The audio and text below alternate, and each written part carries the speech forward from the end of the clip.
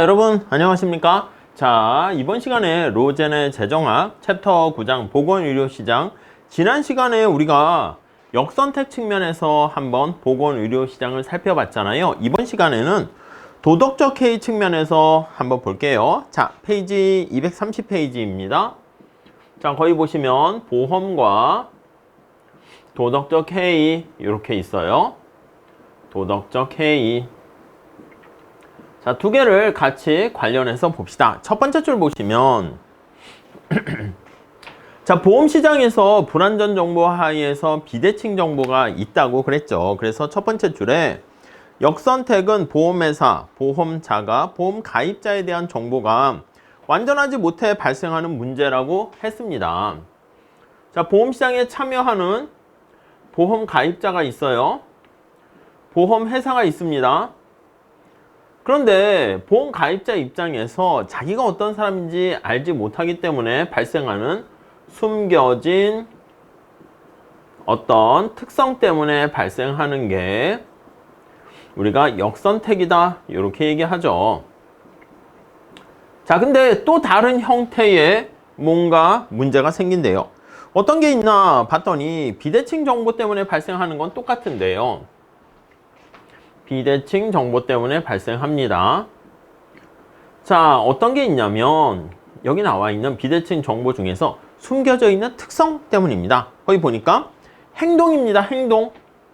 자, 숨겨져 있는 특성 때문에 발생하는 게 역선택인데, 그게 아니라 보험에 가입했어. 보험에 가입해 있는데 얘가 행동이라는 말 잘 보셔야죠. 숨겨진 행동 때문에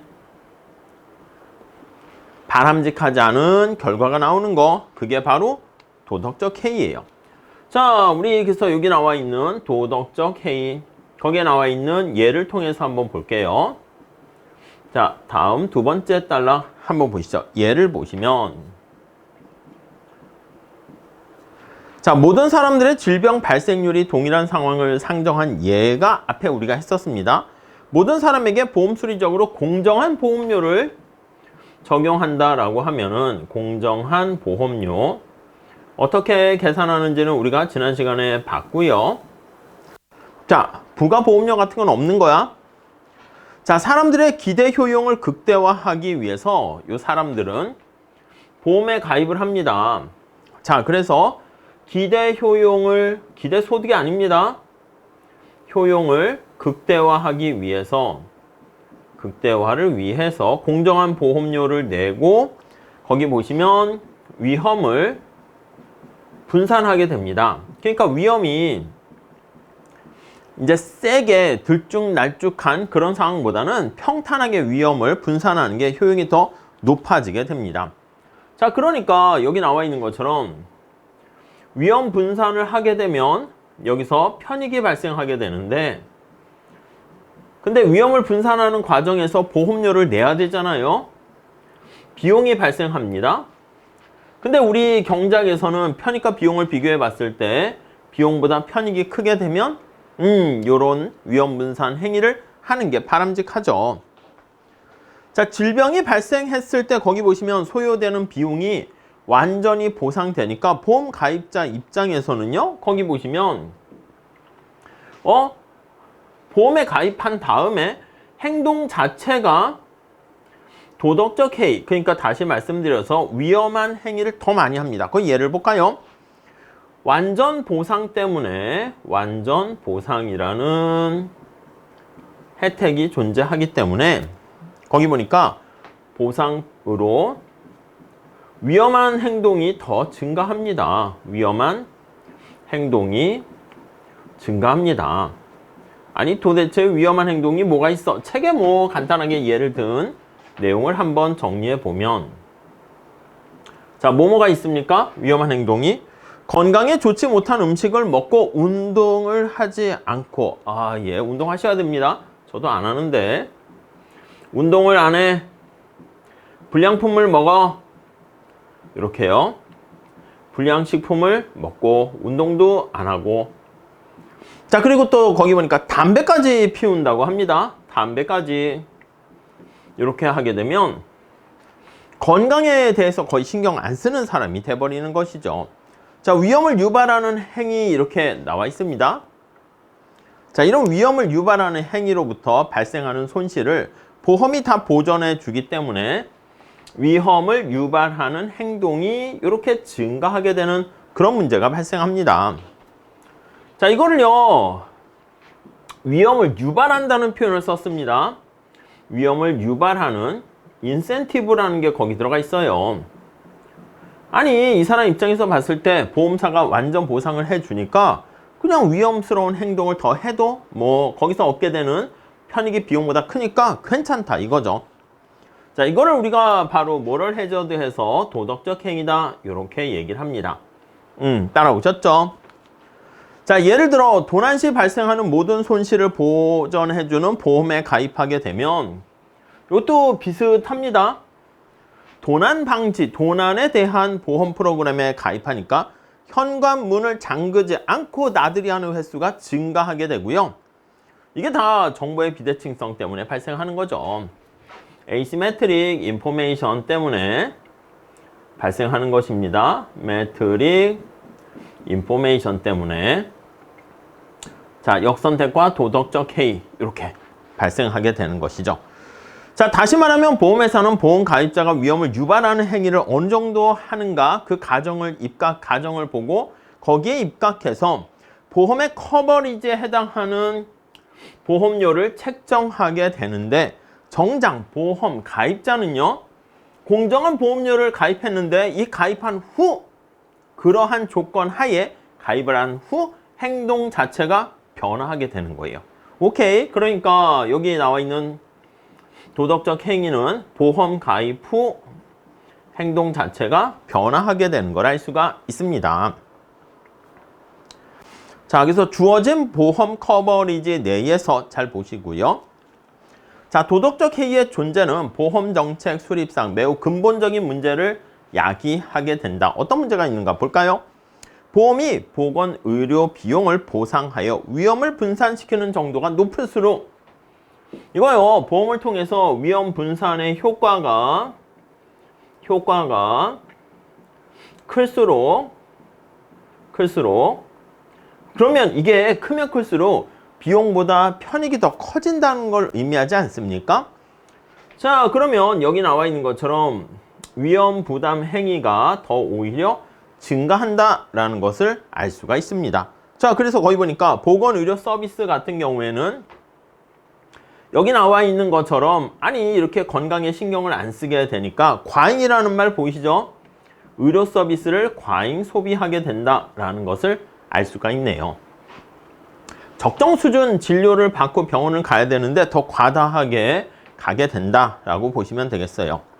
자, 그러니까 보험자가 서비스 소비에 따른 추가 비용의 일부 또는 전부를 의료 서비스 이용자 대신 지급하기 때문에 아니 이런 위험이 발생했잖아. 그러면 아니 보험사에서 그걸 완전히 다 보상을 해주기 때문에 보험 시장과 관련한 또 다른 효율성 문제가 발생하게 됩니다. 자, 보험에 가입한 사람은 의료보험이 비용의 상당 부분 또는 모두를 부담하여 보험 가입자 자신에게는 추가적인 비용이 소요되지 않기 때문에 지금 얘기한 것처럼 보험에 가입한 후에 과다 진료를 받거나 과잉 소비를 하더라도 추가적인 비용이 없잖아. 그러니까 당연히 더 많은 보건의료 서비스를 구매할 유인이 생긴다라는 것이죠. 자, 그래서 MRI 같은 경우에 사용이 증가하는 걸 알 수가 있고요. 도덕적 해이 결과를 살펴보기 위해서 의료보험의 기본적인 구조에 대해서 좀 살펴보려고 합니다. 자, 그래서 구체적으로 요거를 의료보험 쪽으로 해가지고 얘기를 좀 진행하려고 합니다. 자, 한번 추가적인 내용을 볼게요. 자, 보험은 어떤 위해가 발생할 경우에 일정 수준의 보상을 해주는 조건으로 우리가 지난번에 본 것처럼 보험료를 일정 부분 내야 됩니다. 납부해야 되는데 대부분의 보험 패키지는 보건의료 비용의 일부를 보험 가입자 자신이 부담하도록 하게 됩니다. 그러니까 전부 다 보험사가 하는 게 아니라 일부는 야 너도 부담해 이렇게 하죠. 자, 보험 가입자가 비용을 부담하는 형태로 최소 부담분이 있습니다. 자, 사고가 나게 되면 최소 부담분만큼은 야, 네가 내고 본인 스스로 내고 그 이상이 되었을 때 보험사가 추가적으로 냅니다. 거의 이해가 있습니다. 자, 거기 보니까 최소 부담금이 만약에 $1,000가 된다라고 할게요.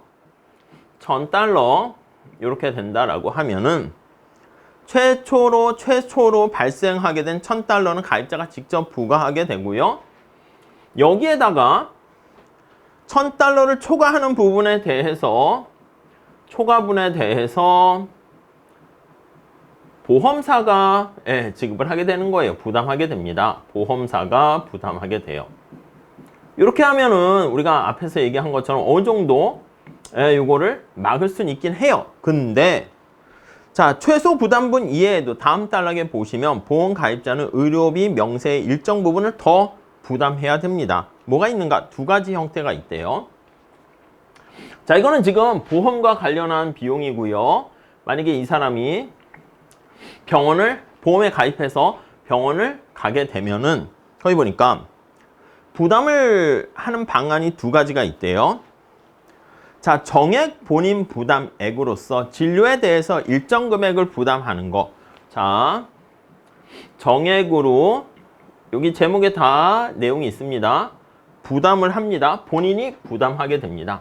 정액 본인 부담액 이렇게 있죠. 정액으로 본인이 부담하게 되는 금액 요게 있고요. 부담액. 자, 코페이먼트 이렇게 돼 있네요. 자, 진료에 대해서 일정 금액을 부담하게 돼요. 그래서 거기 보시면 일정 금액을 진료할 때마다 1회 진료 시 부담을 하게 되는 거예요. 그래서 거기 보시면 보험회사가 $20의 정액 본인 부담액을 요구하게 되는 것은 병원에 한 번 갈 때마다 $20씩 지불해야 된다. 이렇게 되어 있고요. 자, 그런데 본인 부담률이 거기서 20%다라고 하면은요. 거기 보시면 비례 본인 부담금이 있네. 이건 정액이 아니라 비례 20%다라고 하면요. 그럼 비례야. 비례 본인 부담액 이렇게요. 이게 일정 금액이 아니라 일정 퍼센트지 이렇게 내는 것이죠. 그러니까 이거는 1회 진료했을 때 $20 이렇게 내는 거면 요거는 20% 이렇게 내는 겁니다. 어려운 얘기는 아니고요. 그래서 $200 돈이 들었다. 그러면 거기에 20%인 $40를 보험 가입자가 대신 부담을 하는 거예요. 전체 금액의 일부만 부담하게 되는 것이죠. 자, 이걸 가지고 우리가 이제 경작의 기본적인 그래프를 통해서 한번 봐보도록 하겠습니다. 자, 다음 페이지에 그냥 표준적인 수요 공급 곡선 가지고 한번 설명하고 있는데 우리가 알고 있는 간단한 그래프로 보시면 되겠어요. 자, 수평축이 연간 의료 서비스고요. 자, 수요 곡선은 좀 기울기가 가파르게 해놨습니다. 약간 좀 비탄력적이라는 것을 얘기하려고 하겠죠. 자, 그래서 얘가 수요 곡선, 공급 곡선, 연간 의료 서비스, 가격 이렇게 있습니다. 자, 그러면 수요 공급이 만나는 이 A점에서 우리가 최적 우리가 의료 서비스, 연간 의료 서비스가 결정이 되고요. 자, 그러면 이게 M0 이렇게 될 거 알 수가 있겠습니다. 자, 이렇게 세팅하고 앞으로 가볼게요. 자, 표준적인 수요 공급 곡선을 이용해서 도덕적 해이 문제를 분석할 수 있는데 그림에서 수요 곡선, 공급 곡선과 관련해서 비용은 이렇게 P0로 일정하게 해서 공급 곡선은 수평으로 해놨습니다. 자, 균형점은 수요 공급이 만나는 데서 M0에서 이루어졌고요. 균형 가격과 균형 거래량은 P0와 M0 이렇게 되어 있습니다. 여러분, 의료비의 총액은 어떻게 되겠습니까? 거기 보시면 당연히 이거 아니겠습니까? 의료비의 총액은 아니 내가 이만큼 갔는데 갈 때마다 이만큼의 가격을 냈으니까 이게 바로 노란 색깔 네모 직사각형 칠한 게 의료비의 총액이다. 이렇게 보시면 되겠죠. 자, 그래서 이게 바로 의료비의 총액 이렇게 됩니다. 의료비의 총액. 오케이? 이해 가시겠죠? 자, 근데 여기 이제 보험이 도입되면 어떻게 될까? 자, 앞에서 얘기한 것처럼 전체 총 금액의 20%만 부담한다고 할게요. 그래서 앞에 정액이 아니라 이렇게 비례로 해서 20%만 부담한다 라고 얘기를 할게요. 그럼 비용이 다운되겠죠. 자, 그래서 그래프가 여기 보시면 다음 페이지에 나와 있는 것처럼 0.2 P0 해서 이렇게 낮아지게 될 겁니다. 자, 20%만 내니까 0.2 P0 이렇게 될 겁니다. 오케이? 그럼 한 개 비용은 진료비의 각 단위당 20%가 되니까 80%를 공제해 주게 되는 것입니다. 자, 그러면 수요는 어떻게 돼? 네, 수요는 여기 나와 있는 것처럼 이만큼 증가하게 되는 것을 알 수가 있어요. M1 이렇게. 자, 보험에 가입하게 되면 보험에 가입은 진료와 관련한 진료 비용을 하락시키고요. 자, 비용이 하락하게 되니까 진료 횟수는 증가합니다. 진료의 횟수가 증가한다라는 것을 알 수가 있습니다. 오케이, 이해되시죠? 자, 그러면 총 수요량이 M1으로 증가하게 되고요. 자, 의료비 총 지출액은 어떻게 되겠습니까? 예, 이만큼이지. 우리 앞에서 본 것처럼 조금 더 이만큼 이렇게 돼버린단 말이죠. 자, 그래서 거기 그림에도 잘 나와 있는데, 아니 실제로 들어가는 진료비 이거야. 근데 내가 느끼기에는 사실 이게 다운돼 버리게 된 것이죠. 자, 그래서 맨 마지막에 거기 볼게요. 231페이지 마지막 단락. 환자가 지불하는 단위당 가격이 0.2 P0이지만 의료 서비스 공급의 한계 비용은 여전히 이게 MC라니까? 여전히 이게 MC에 해당하는 것이기 때문에 비용은 이렇게 발생하는 거야. 내가 내는 거는 이만큼이지만. 자, 0.8의 P0에 해당하는 것은 보험사가 지불하게 되죠. 자, 그래서 다시 한번 정리하면 환자가 부담하는 금액은 이만큼입니다. 이렇게. 그러니까 노란 색깔에 비해서는 줄어들게 됐죠. 그럼 환자는 이득이지만 보험사가 이만큼을 지불하게 되는 것이기 때문에 이해하시겠죠? 노란색에 비해서는 얼마만큼이 증가한 겁니까? 여기 요 차이랑 요만큼 증가한 거죠. 괜히 색칠을 너무 많이 했나? 자, 그래서 얼마만큼 증가했냐면 이만큼 증가하게 됩니다. 이만큼 증가하게 돼요. 이해 가시죠? 네, 그래서 추가적인 비용이 총 의료비 지출액은 요만큼 전체 이렇게 돼서 이전보다는 이만큼이 더 증가하게 된 것을 알 수가 있습니다. 아니 그러면 여러분 알다시피 이만큼 갔을 때 편익은 이만큼 되는데 비용이 이렇게 되니까 요 빨간 색깔의 크기 색칠했습니다. 색깔이 잘 보이십니까? 아, 뭐 보일 것 같아요. 그래서 여기 삼각형 요만큼 이게 뭐야? 우리 거기 보시면 위에 그림 볼게요. 232페이지. 보험에 의해서 보험이라는 게 존재합니다. 보험으로 자, 추가적으로 발생하는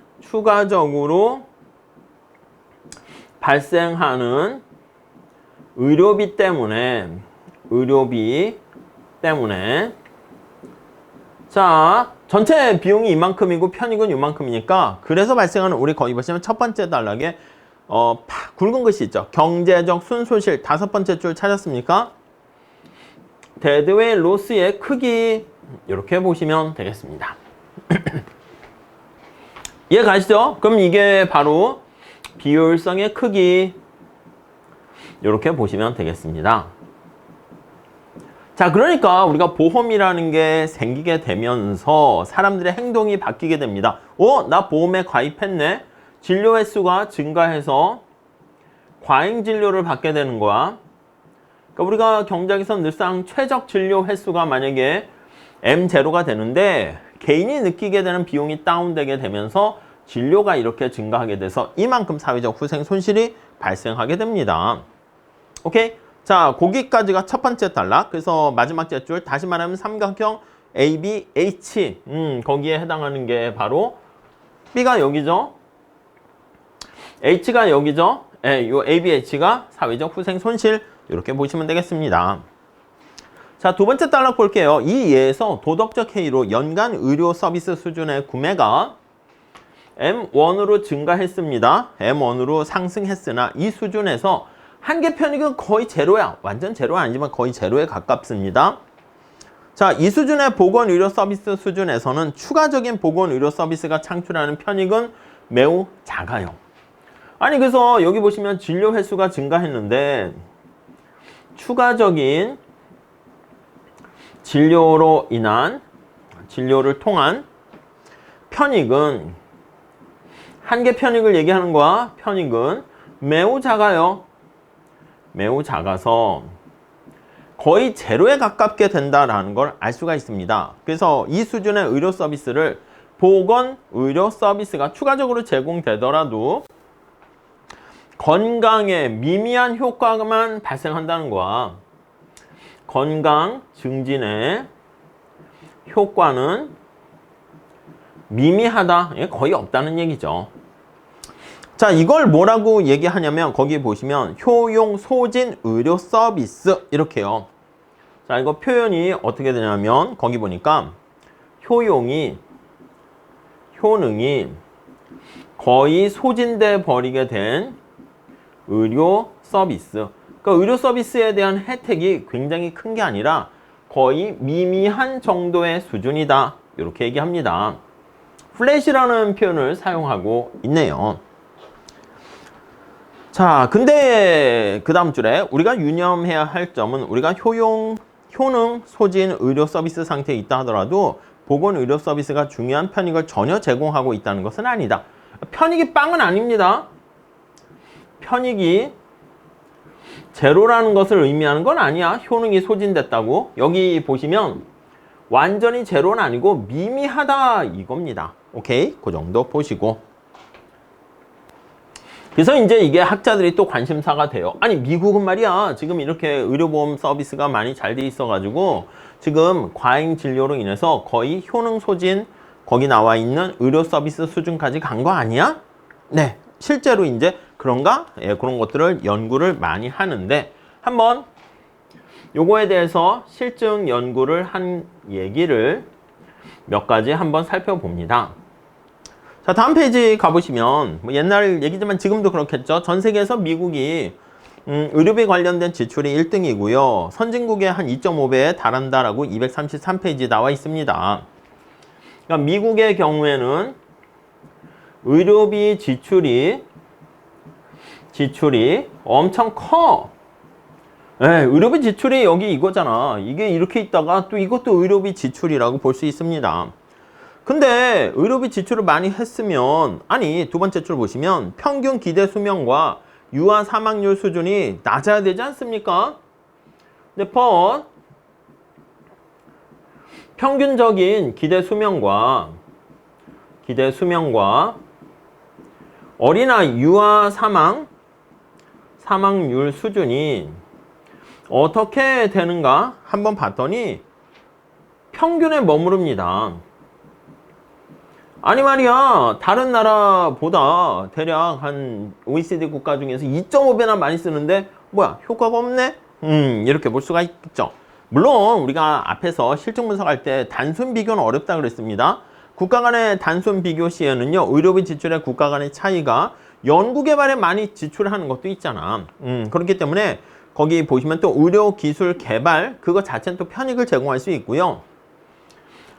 아니, 그래서 이렇게 된 것처럼 보이지만 해석에서 유의해야 될 거는 특히 생활 양식, 건강 상태는 문화, 소득 분배 상태, 다른 요인들이 있습니다.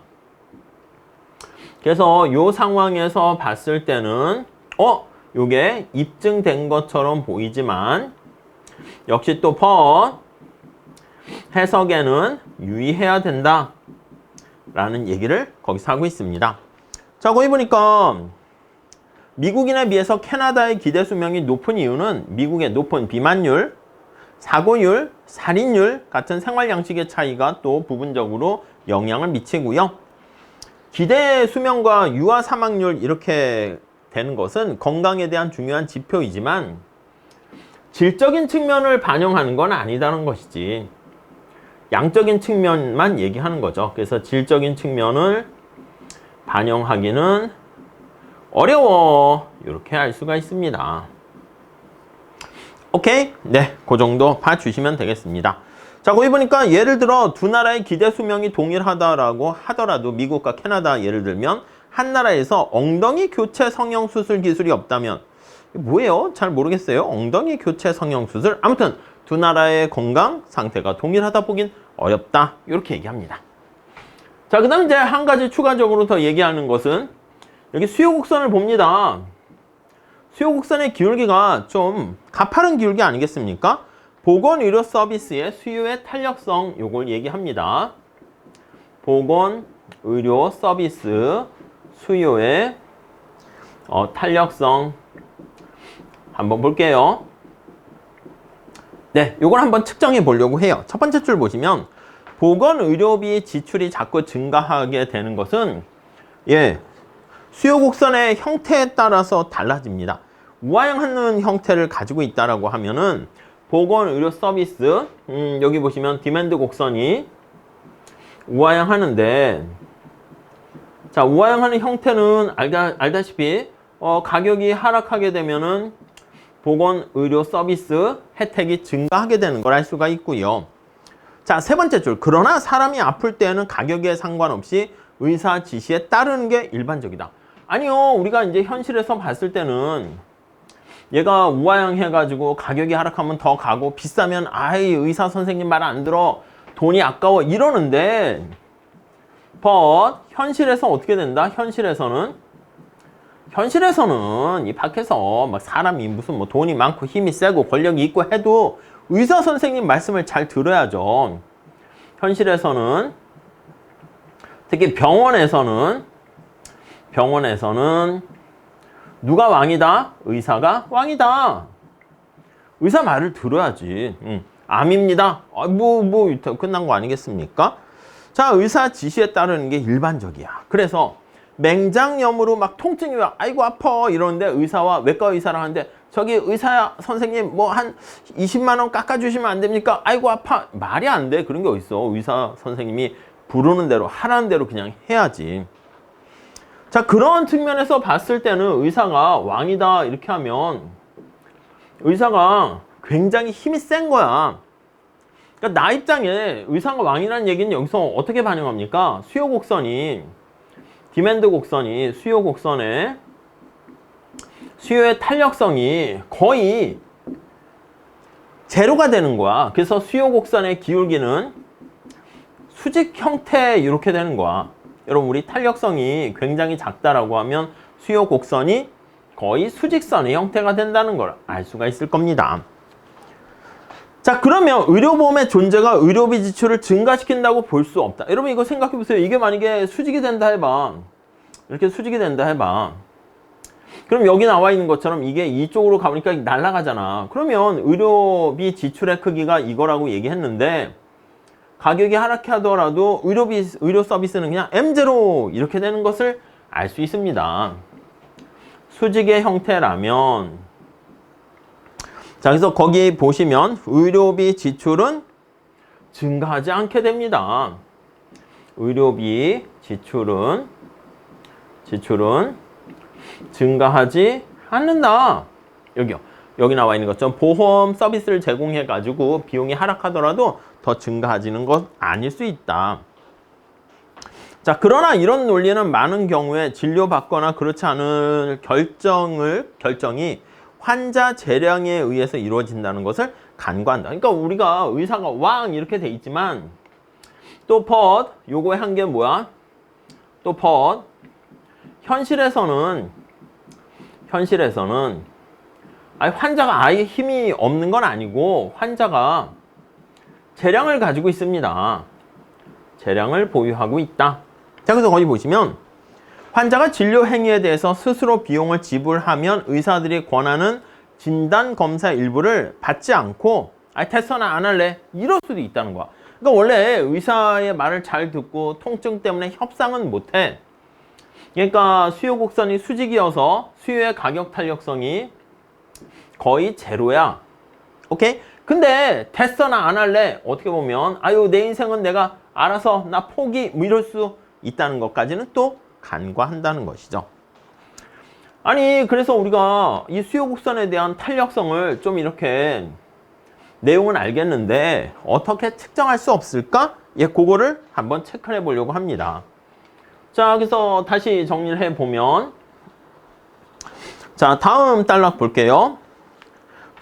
의료 서비스에 대한 의료 서비스 수요에 여기서는 가격의 탄력성이겠지. 가격이 변화했을 때 얼마나 민감하게 반응하는가. 가격 탄력성을 좀 뭔가 측정하려고 합니다. 측정하려고 해요.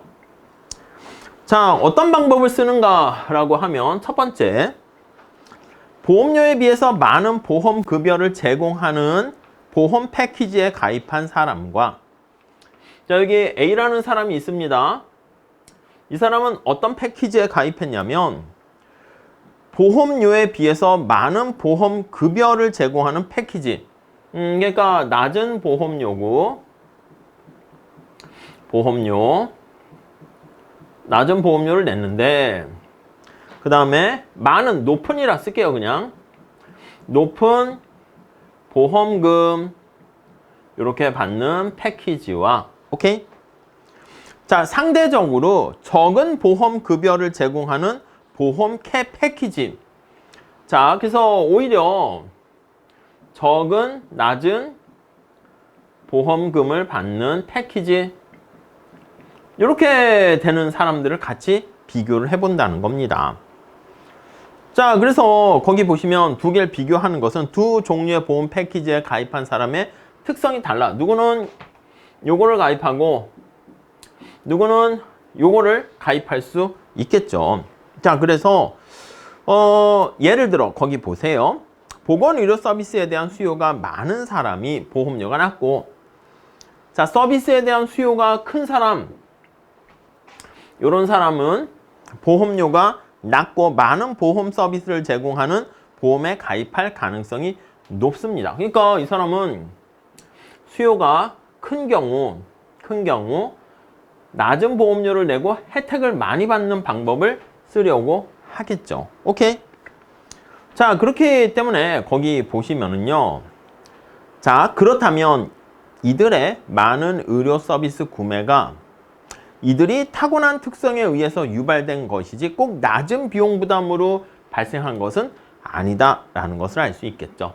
그래서 이걸 이용해 가지고 우리가 탄력성을 측정을 해보니까 실제 측정을 해봤습니다. 자, 마지막 단락 보시면 랜드 연구소에서요 무작위 실험을 했습니다. 예, 그래야지 좀 뭔가 정확한 실증 연구가 되겠죠. 미국의 6개 도시로부터 무작위 랜덤하게 실험을 했습니다. 실험한 결과 거기 보니까 미국의 6개 도시에서 2,000명의 사람을 본인 부담금 수준을 달리하는 14개 보험 패키지에 무작위로 배정했어요. 그러니까 미국 6개 주에 2,000명의 사람을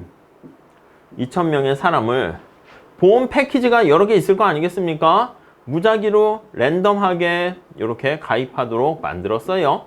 보험 서비스 특성이. 거기 보니까 14개의 보험 패키지가 있어요. 14개의 보험 패키지가 있는데 상품이 있겠죠. 랜덤하게 이렇게 쫙 할당을 했습니다. 거기 보니까 본인 부담률이 0, 25, 50, 95 0, 25, 그 다음에 50, 거의 다 하는 95% 본인 부담률. 그러니까 본인 부담률을 다 다르게 한 거야. 그리고 거기 보니까 본인 부담액의 한도 가구 소득의 50, 15%이며 최고 상한은 $1,000 차이에서 발견할 수가 있대요. 이렇게 세팅을 해보니까 다음 페이지 가볼게요. 자, 첫 번째 줄에 보험 패키지별로 의료 서비스 구매 차이는 자, 이렇게 할당한 다음에 어떤 걸 선택하시겠습니까? 이렇게 했더니 보험 패키지의 특성 때문에 발생한 것이지 이렇게 패키지에 할당한 다음에 당신은 얼마의 보험금을 받겠습니까? 이렇게 해서 알아서 선택하도록 막 만들었더니, 그러니까 자신의 어떤 개인의 특성은 제거한 거야. 이 개인의 특성을 제거하는 게 제일 중요합니다. 자, 그러니까 두 번째 줄 다시 밑줄 치세요. 보험 가입자의 특성을 제거해 버렸습니다. 자, 실증 분석 결과 의료 서비스의 가격이 10% 증가하면 우리 탄력성 얘기할 때는 가격의 변화율 이렇게 되는 거잖아. 가격이 얼마나 변화했는가, 그때 의료 서비스에 대한 서비스의 양이 어떻게 변화했는가 이걸 봤더니 의료 서비스 가격이 10% 증가했는데 의료 서비스 구매는 2%만 감소하게 되었다. 이제 수요의 탄력성이니까 마이너스가 붙겠죠. 자, 이렇게 되기 때문에 이거는 1보다 작네. 그래서 비탄력적이다 라는 것을 알 수가 있습니다. 5분의 1 이렇게 나왔습니다.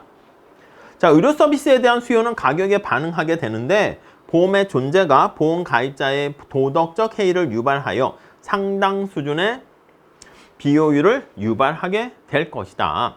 오케이. 자, 그 다음 또 랜드 연구소에서는요, 보험료에 비해서 상대적으로 많은 서비스를 제공하는 보험 패키지에 가입한 서비스의 혜택이 큰 요런 여기에 가입한 사람들의 건강 상태가 어떤가 봤더니 별로 좋지 못하대. 아니, 보험금의 혜택이 좀 패키지가 다양해, 커, 이렇게. 근데 이 사람들의 건강 상태가 어떻게 되냐면, 아니, 보험금 혜택이 되게 크게 되면 건강 상태가 좀 좋아야 될 거 아니겠습니까? 건강이 굿은 아니야, 굿은 아니야. 별로 좋지는 않다, 이렇게요. 별로 좋지는 않은 거야. 자, 그건 아까 뭐라고 했습니까? 서비스 혜택이 많았음에도 불구하고 사람들이 혜택을 여기 나와 있는 것처럼 효능이 별로 없는 게 아니냐, 그걸 입증했다, 이렇게 얘기할 수 있다는 것이죠. 자, 그래서 다시 정리하면 뉴하우스 교수가 연구한 결과를 보시면 수요의 가격 탄력성 측정을 했고 효능, 소진, 의료 서비스에 미국이 해당하는가? 그런 것 같아. 이렇게 결과가 나왔습니다. 자, 더 나가서요, 거기 보니까 최근에는 준실험적 연구를 했습니다. 최근에는 준실험적 연구를 해서요, 거기 보니까 이전에 부모님의 보험 패키지 혜택을 받았다가, 아니, 그러니까 자녀가 어리게 되면 부모의 어떤 보험, 건강보험이나 이거에 대한 부모가 있으면 자녀가 이렇게 혜택을 받다가 나이가 들어요. 나이가 들면 이 혜택을 받는 거기서 이제 성장해서 나오게 되겠죠? 자, 그래서 이걸 관찰한 거야. 연령의 상승으로 인해 보험의 커버리지를 잃어버리게 된 젊은 청년. 그래서 나이가 들어요. 연령의 상승으로. 그러니까 자기 의지와 상관없이 거기 보시면 보험의 혜택에서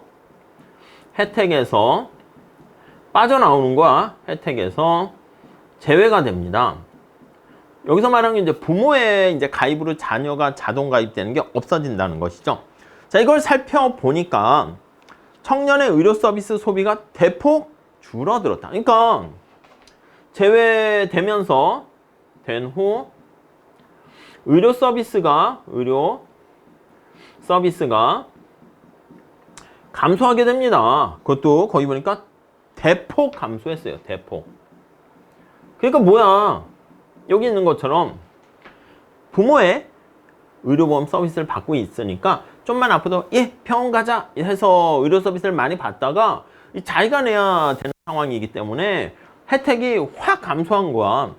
그러니까 이 얘기는 뭐야? 그 전에 그렇지, 과잉 진료를 받고 있었다라는 것을 알 수가 있네요. 자, 그래서 거기 보니까 뭐야? 응급실 방문은 40%나 줄고요. 병원 입원은 60% 감소했네요. 그러니까 과잉 진료를 받고 있었다라는 것을 의미한다. 이렇게 보시면 되겠습니다. 자, 그래서 이 실증 연구도 잘 한번 봐주세요.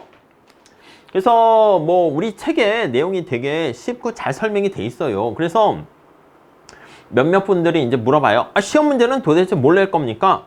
그냥 본문의 내용 있는 거 물어볼 거야. 이렇게 수요 공급 이렇게 해가지고 진료비의 크기가 얼마입니까? 그리고 여기 실증 연구 해봤을 때 이러한 데이터를 가지고 아니면 책에 있는 거 해가지고 어떻게 이런 준 실험을 통해 가지고 이런 걸 입증할 수 있는지 그걸 설명하세요. 아니면 뒤에 연수 문제 나와 있잖아요. 그 연수 문제에 나와 있는 것들을 잘 풀어보시게 되면 충분히 시험 문제 대비는 할 수 있으니까 우리가 객관식으로 보거나 그러지는 않을 겁니다. 그러니까 주관식으로 이렇게 잘 준비하시면 되겠습니다.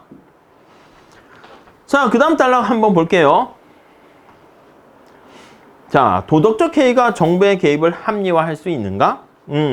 아니 지금 역선택 도덕적 해이 때문에 문제가 되고 있는데 이러한 도덕적 해이 문제가 있습니다. 그러니까 이것 때문에 과연 정부가 개입할 여지가 있는가? 개입에 대한 근거가 될 수 있는가? 타당성이 있는가? 그거를 살펴보려고 합니다. 자, 우선 첫 번째 줄에 보시면 도덕적 해이가 우리에게 주는 시사점은 환자가 진료비 전체를 부담하지 않습니다. 그러니까 의료비 지출이 어떻게 된다? 비효율적이 된다는 겁니다. 그래서 도덕적 해이, 이 보건의료시장에서 도덕적 해이로 인해서 비효율성이 발생합니다. 오케이, 이렇게 발생했죠. 자, 그러나 앞에서 얘기한 것처럼 사람들이 위험 회피적이다 라고 하면요, 자, 이게 나쁜 거야. 이거에 대한 판단인데 이거는 지금 나쁜 거예요. 나빠. 근데 자, 거기 보시면 환자가 위험 회피적이야. 환자가 위험 회피적이래서 위험 회피적이면 자, 과도한 보건의료 비용으로부터 보호를 받아요. 이라면 아니 여기서 아이고 나 병원이라는데 진료 좀만 아프면 응급실 가고 뭐 이렇게 하게 되면 오히려 비효율성은 발생하지만 거기 보시면 보호가 증가해서 후생 관련된 복리라고 쓸까? 복지라고 쓸까? 후생이 증가한다 라고 보시면 되겠습니다. 후생이 증가 가능하다. 우리가 얘기한 것처럼 아니 약간 불공정한 보험이다 하더라도요, 위험을 되게 싫어하는 사람일수록 위험 회피 정도가 크면 보험에 가입할 수 있겠지. 약간 불안한 그런 상태 자체가 나는 싫다 이런 사람일 수 있습니다. 자, 따라서 우리는 다음과 같은 상충 관계에 직면할 수가 있대요. 자, 보험을 이렇게 보험 서비스를 만든 거예요. 자, 거기 보니까 보험 패키지로 인해서 비용에 비해서 후한 서비스를 제공할수록 질병 발생으로 인한 금전상의 위험으로부터 더 많은 보호를 받을 수 있으나 동시에 도덕적 해이 가능성 커진다. 자, 그러니까 보험이라는 게 이 두 가지 문제를 갖고 있습니다. 베네핏이 있고요. 베네핏. 그리고 코스트가 있습니다. 코스트는 여기 나와 있는 것처럼 도덕적 해이에 빠질 가능성, 그로 인해서 발생하는 비효율성, 이게 있을 수 있고요. 보험이라는 것은 여기 보시면 안전장치잖아. 그래서 후한 서비스가 제공되게 되면 금전상의 위험으로부터 보호를 더 받게 됩니다. 그래서 거기 보시면 이걸 효율성의 증진이라 했습니다. 위험의 분산으로 인한 효율성이라 할게요. 효율성의 증진. 혜택이라 해도 되고 이렇게. 근데 도덕적 해이로 인한 효율성의 감소, 이렇게 두 가지의 측면이 발생하게 됩니다. 오케이? 그러니까 이거는 혜택을 받는 환자 입장에서 아이고 내가 안전장치가 있네, 그래서 위험을 리스크를 해제하면서 효율성이 증가하는 거랑 거기 발생하는 도덕적 해이라든가 사회적 후생 손실이 발생하는 비효율성, 효율성의 감소, 고기 간의 상충 관계가 생깁니다. 자, 그러면 만약에 극단적으로 혜택이 크면 오히려 이건 좋은 거지. 자, 정부는 그럼 어떻게 해야 됩니까? 과연 이런 것들이 정부 개입의 근거가 될 수 있을까? 그 얘기를 하고 있는 겁니다. 자, 우선 첫 번째 줄에 한번 볼게요. 도덕적 해이에 의해 유발된 비효율성이 민간 보험 시장에서만 발생하는 게 아니라 민간뿐만 아니라 제3자, 이 도덕적 해이는 민간 보험 시장뿐만 아니라 거기서는 서드 파티라 해가지고 제3자라 있습니다. 제3자가 보건의료비의 전부 또는 일부를 지급할 경우에 항상 발생합니다. 그래서 제3자는 이제 보험사일 수 있고 아니면 정부일 수 있어요. 정부. 그러니까 정부가 하게 되면 이 보험이 공공 관련해서 하는 그런 서비스를 제공하는 것이죠. 공공보험을 제공하는 것이죠. 자, 그래서 표 3에 가 보니까요. 민간보험과 공공의료보험을 모두 감안했을 때 제3자 지불액 규모가 시간이 경과함에 따라서 점차 증가하게 됩니다. 의료서비스 소비자 자신이 지불한 진료비의 비중은 점차 낮아지고 앞에서 얘기한 것처럼 보험 가입한 사람의 진료 부담은 거의 12%까지 내려갔습니다. 그리고 나머지는 제3자가 이렇게 지불해서 비용이 증가하는 거 알 수가 있습니다. 결국 뭐냐라고 하면 민간이 하든 정부가 하든 이런 도덕적 해이 문제에는 노출될 수밖에 없다는 것을 알 수가 있는데요. 자, 밑에서 네 번째 줄 볼까요? 앞에 10장에서 우리는 하지 않았지만 거기 뒤에서 논의하겠지만 민간의료보험과 공공의료보험 모두 소비자의 선택을 제한함으로써 그러니까 이게 전부 다 소비자의 선택을 제한합니다. 선택을 제한. 이게 어떻게 보면 시장 실패잖아. 시장 실패는 다양한 보험 패키지를 제공하고 알아서 해라고 했는데 그 알아서 해 하는 게 사실은 시장의 붕괴를 초래할 수 있단 말이지. 그러니까 정부가 나서는 거야. 정부가 나서서 야 강제로 모두 가입해 뭐 이런 식으로 선택을 제한해 버리는 거야. 그럼 이건 당연히 우리가 봤을 땐 좋은 게 아님에도 불구하고 자 거기 볼게요. 자, 모두 소비자의 선택을 제한해서 도덕적 해이 문제를 해결하려고 시도한 바가 있는데 자, 두 보험 모두 성공적이지 못하다. 자, 이렇게 정부가 이렇게 개입을 했는데 자, 근데 여기 보시면 자, 역선택 같은 경우에는 이게 거의 약간 역선택을 제거할 수가 있어요. 그래서 제거할 수 있는데 거기 맨 마지막 줄 밑에서 두 번째 줄 보세요. 역선택 경우와는 달리 도덕적 해이 문제 해결하기 위해서 정부의 개입이 필요하다는 주장은 이론적 근거조차 찾기 어렵다. 그래서 정부가 개입하게 되면 역선택은 약간 나름 해결이 가능해요. 그래서 도덕적 해이 같은 경우도 야 정부가 보험을 가입하도록 만들어가지고 해결할 수 있나? 그건 아니라는 거야. 근데 도덕적 해이는 완전히 해결할 수 없다 이거지. 완전한 해결이 불가능하다 이렇게 보시면 되겠습니다. 오케이? 네, 그 정도 정리하시면 되겠습니다. 자, 그 다음에 보건의료시장과 관련한 다른 형태의 정보 문제 이렇게 나와 있는데 추가적인 얘기 몇 가지만 해볼게요. 자, 보건의료시장이 이것도 시장 아니겠습니까? 의료 서비스가 되는 시장입니다. 요거에 대한 한 특성 이렇게 보시면 되겠어요.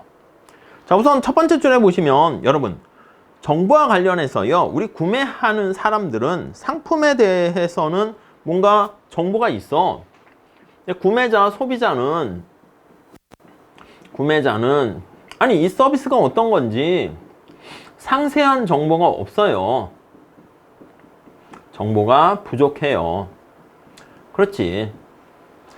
자, 평면 TV, 스크린 TV 같은 경우에는 기능이 어떻고 디자인, 색깔, 제품 차별성 이런 거 다 아는데 요 의료 서비스는요. 굉장히 서비스에 대한 어떤 혜택이 복잡해. 그쵸? 더 나가서 폐암을 치료하는 최선의 방법을 알아내는 거. 이거는 사실 좀 알 수가 없습니다. 그리고 의사 선생님이 이렇게 하시죠? 그럼 예 하고 이렇게 따라가는 것밖에 없어. 그러니까 어떤 마트나 편의점에 갔는데 우리가 선택해서 고를 수 있는 게 아니라 저기 음료수 주세요. 자, 이거 드세요. 우유 드세요. 예 이런 거야. 자, 그래서 거기 보니까 환자는 의사의 전문성에 의존할 수밖에 없습니다. 전문성에 의존하게 되니까. 그래서 앞에서 의사가 왕이다 이렇게 얘기했잖아요. 자, 보건의료 시장은 서비스 공급자의 조언에 소비자가 전적으로 의존할 수밖에 없는 유일한 시장이 되는 것이고요. 더 나가서는 어떤 의사 선생님이 왔어. 아니, 이 사람이 유명한 명의에 해당하는 사람인지 훌륭한 의사인지 아니면 돌팔이 의사인지 그것도 알기가 어려운 문제가 있습니다. 자, 그래서 이렇게 정보가 부족해가지고 소비자들은 선택할 때 문제가 되지 않습니까? 그러니까 이게 과연 정부가 개입할 여지가 있는가? 개입의 근거가 될 수 있나? 이렇게 얘기를 확장해 볼게요. 자, 첫 번째 줄에 보시면 정보에 대한 환자의 불리한 지위, 이렇게 표현하고 있습니다. 구매자는 상세한 정보가 부족하니까 의사나 병원과 같이 대등한 게 아니라 불리한, 이게 이제 비대칭 정보 아니겠습니까? 지위라고 표현하고 있습니다. 그래서 비대칭 정보, 같은 말이야. 같은 말을 다르게 쓰고 있습니다. 비대칭 정보의 직면에 있다. 이렇게 보시면 되겠고요. 자, 그래서 여러 가지 정부가 개입을 해가지고 이거 안 되겠다. 환자를 위해서 정부가 개입을 해서 규제를 가하게 됩니다. 자, 어떤 규제를 가할 수 있는가? 거기 보니까 의사가 의료 행위 할 때는요, 허가를 받도록 하는 거야. 허가. 그치? 정부가 봤을 때 의사 면허증을 아무한테나 막 주는 게 아니라, 발급하는 게 아니라 의대를 졸업하고 이러한 조건과 시험을 통과한 사람들, 자격을 갖춘 사람들만 허가를 하는 거야. 그러면 여기 이상한 돌팔이 의사 아니면 자격 없는 사람 이런 걸 막을 수 있겠죠. 자, 의과대학에서 의학 학위를 받아야 하고요. 그리고 어느 의과대학 나 병원 차리고 싶다고 아니면 의대 만든다고 그냥 만들 수 없어요. 정부가 부여합니다. 자, 그러니까 환자가 자신의 자격 없는 의사를 그 다음 줄에 보시면 직접 구분할 수 있는 능력이 없어요. 정부가 그래서 허가를 내주게 됩니다. 자, 그런데 이것도 나름대로 의미 있어요. 문제가 있습니다. 어떤 문제가 있냐면 이러한 규제를 통해서 의사 공급을 통제할 수 있어요. 규제를 통해서 의사 공급을, 그러니까 의사 공급량을 통제할 수 있는 것이죠. 이렇게 의대 정원 수를 막 늘린다 요즘 문제가 많은데 그런 거랑도 관련이 있게 됩니다. 자, 의사의 공급이 제한되면 공급이 제한돼서 거기서 얻게 되는 의사의 소득은 경쟁 시장보다 굉장히 높은 수준을 유지합니다. 공급을 이게 지대라고 하죠. 지대를 우리가 획득할 수 있어. 여기서 말하는 지대는 다른 데서 받게 되는 소득보다 약간 불로소득 그런 느낌이라고 하긴 그렇지만은 공급의 제한으로 인해서 받게 되는 고소득을 얻을 수가 있습니다. 이게 어떻게 보면 공급 통제로 경쟁성 이거 약간 비효율적이다 이렇게 얘기하는 거지. 약간 적정 수준이 있을 수 있는데 적정 수준을 잘 맞추면 되겠지만 그거보다 과소하게 허가하고 규제를 하게 되면 그럼 이제 후생 손실이 발생하는 것이죠. 자, 의사들이 자신의 소득 수준을 조절할 수 있는 능력을 이용해서 그들의 소득 수준을 높이려고 하려고 한다는 통계학적 증거가 제시되고 있대요. 그러니까 실증 연구를 한번 살펴보니까 거기 한번 볼까요? 앤더슨은 거기 보니까 대체의학을 허용하지 않는 주, 그러니까 미국의 주를 통해서 보니까 의사 외에 대체의학이 뭔지 모르겠지만 여기를 허용하는 데가 있고 허용하지 않는 데가 있어요. 그러니까 대체의학을 허용하게 되면은 당연히 의사와 경쟁 관계가 들어가겠죠. 자, 그래서 허용하지 않는 주에서 여기 않는 주의 의사들이 이렇게 고소득을 얻고 있더라라는 것을 얻어냈습니다. 결국 상충관계가 존재한다는 것을 알게 되었고요.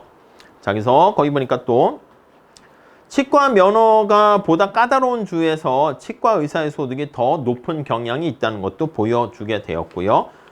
맨 마지막 줄에 의료 서비스 제공자들은 의료 서비스를 어떻게 제공해야 하는가에 대한 정보를 더 많이 가지고 있으나 정부가 이들에게 시장 작동 원칙을 정할 권한을 부여한다면 여기요 규제를 해. 근데 몇 명의 의사를 뽑고 이런 거 할 때 그 규제를 허용할 자기가 정할 수 있는 것을 권한을 부여하게 된다면 이 공급을 통제해가지고 지대를 추구해서 고소득을 누릴 수 있게 된다. 이렇게 보시면 되겠죠. 오케이. 자, 그 다음에 의료 서비스에서 발생하는 외부성.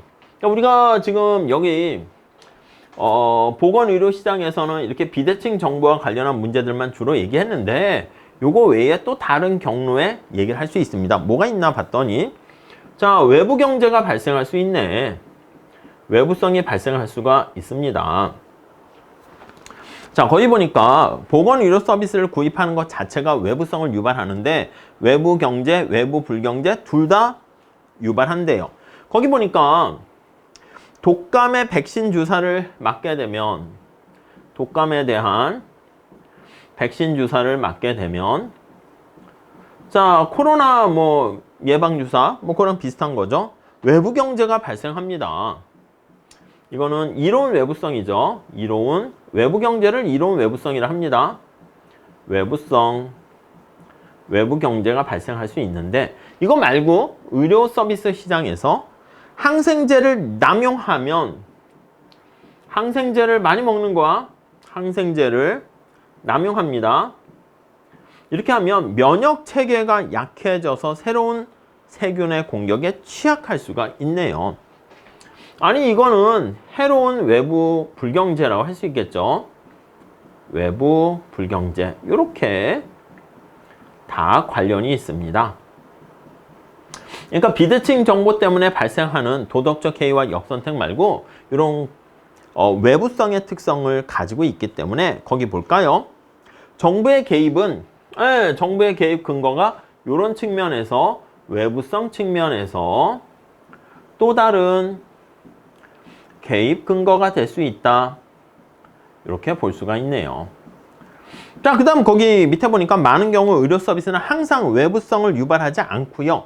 그러니까 이거는 지금 외부성을 유발하는 경우잖아. 근데 외부성을 유발하지 않는 경우도 있습니다. 거기 보니까 팔뼈가 부러졌을 때 치료를 받았어. 다른 사람의 건강과 후생복리에 영향 안 미치지. 내 팔 부러져서 내가 치료받았으니까. 물론 그렇게 하면 안 돼요. 그래가지고 애들이 팔 부러진 거 완전히 잘 치료가 완벽히 되니까 부모님과 가족들이 해피하게 되는 후생을 증가하지 않습니까? 그럼 또 이런 외부성이라 할 수 있는데 아무튼 거기서는 그냥 차단된 걸로 책에선 그냥 얘기하고 있습니다. 자, 보건의료 시장과 관련해 가지고요. 지난 시간에 봤었던 역선택의 문제 말고 이번 시간엔 도덕적 해이 측면에서 살펴봤고요. 정부가 개입을 해서요. 역선택 문제 몰라도 도덕적 해이 문제는 완벽하게 해결할 수 없다는 것을 우리가 살펴봤고요. 그 다음 몇 가지 연구하는 실험, 그 내용도 봤고 보건의료시장과 관련해서 이렇게 외부성이 존재하는 그리고 정부가 개입을 통해서 의사의 공급을 통제하는 지대를 획득하게 되는 이런 모습까지 우리가 살펴봤습니다. 그 다음에는 과연 우리는 효율적인 공공의료 서비스를 원하는가? 요거는 좀 끊었다 가도록 하겠습니다. 별로 내용은 어렵지 않은데 책 내용이 좋은 거니까 하나하나 이렇게 살펴보시고 음미하시면 좋을 것 같습니다. 다음 시간에 이어서 할게요. 감사합니다.